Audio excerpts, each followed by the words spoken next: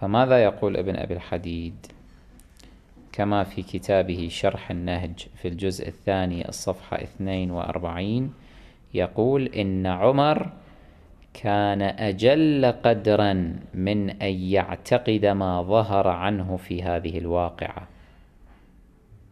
ولكنه لما علم أن رسول الله قد مات خاف من وقوع الفتنة في الإمامة وتقلب أقوام عليها إما من الأنصار أو غيرهم، فاقتضت المصلحة عنده تسكين الناس بأن أظهر ما أظهره. ومثل هذا الكلام يقع في الوهم فيصد عن كثير من العزم. ماذا يقول ابن أبي الحديد؟ يقول عمر كان أجل قدرا، أوسع فهما من أن يصبح كالأطفال فيقول أن رسول الله ما مات. فإذا لماذا أظهر هذه المقالة؟ ما هو السبب من وراء ذلك؟ قال أراد أن لا تقع الفتنة في الإمامة، ولكنه لما علم أن رسول الله قد مات، كان عالما بأن الرسول صلى الله عليه وآله قد مات، خاف من وقوع الفتنة في الإمامة وتقلب أقوام عليها إما من الأنصار أو من غيرهم من أهل البيت عليهم السلام، مثلا من المهاجرين. مفهوم عمر من الفتنة ما هو في الفتنة؟ ما هو مفهومه للفتنة؟ أن يأتي الخليفة الشرعي ويأخذ الخلافة، يأخذ الإمامة على حد تعبير ابن أبي الحديد. فعمر خاف من هذه الفتنة، كان مشفقا على الإسلام كما يصرح هو في روايات سبق أن نقلناها، فاقتضت المصلحة عنده، هو رأى أن المصلحة تقتضي ماذا؟ تسكين الناس بأن أظهر ما أظهره، أن يسكن الناس حتى لا يلتفتوا إلى مسألة الإمامة والإمرة والخلافة، يسكنهم بأن يشغلهم بهذا الحديث: هل مات النبي أم لم يمت؟ فيدور جدل في أوساط المسلمين حول هذه النقطة، فلا يلتفتوا إلى ما وراءها وما بعدها. إذن هذا هو الدافع الحقيقي لعمر بن الخطاب. فليسمه ابن أبي الحديد أنه خوف على الإسلام وخوف من وقوع الفتنة على حد زعمه.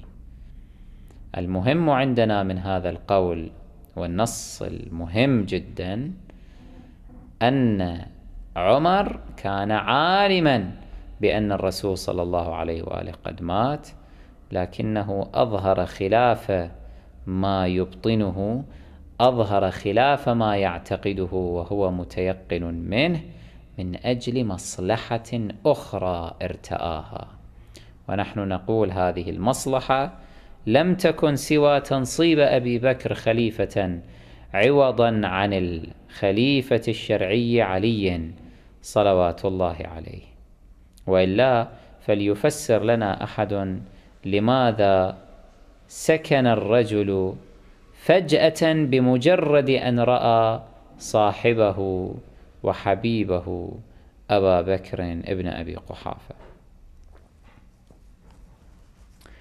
قبل هذا الموضع، وهو شرح النهج الجزء الثاني الصفحة 42، قبله بصفحات معدودة يذكر ابن أبي الحديد في نفس الجزء الثاني الصفحة 8، يروي طبعا عن محمد بن إسحاق قوله: كان عامة المهاجرين وجل الأنصار لا يشكون في أن عليا صاحب الأمر بعد رسول الله صلى الله عليه وآله وسلم. وهذا النص سبق أن نقلناه في محاضرات سابقة.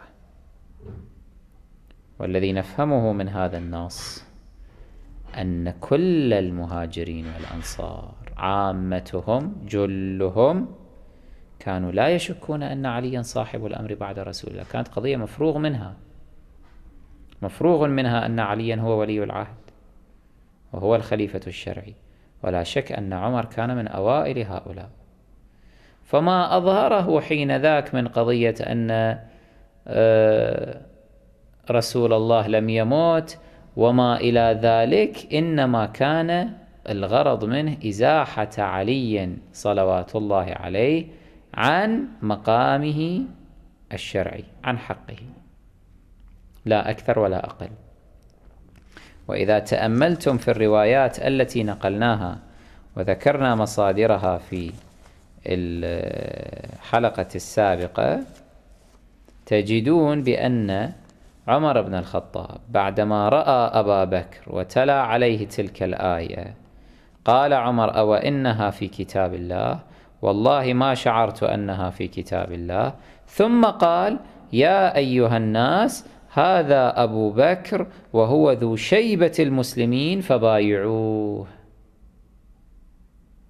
فإذا كل الهدف كان يتمحور حول هذا، مبايعة أبي بكر.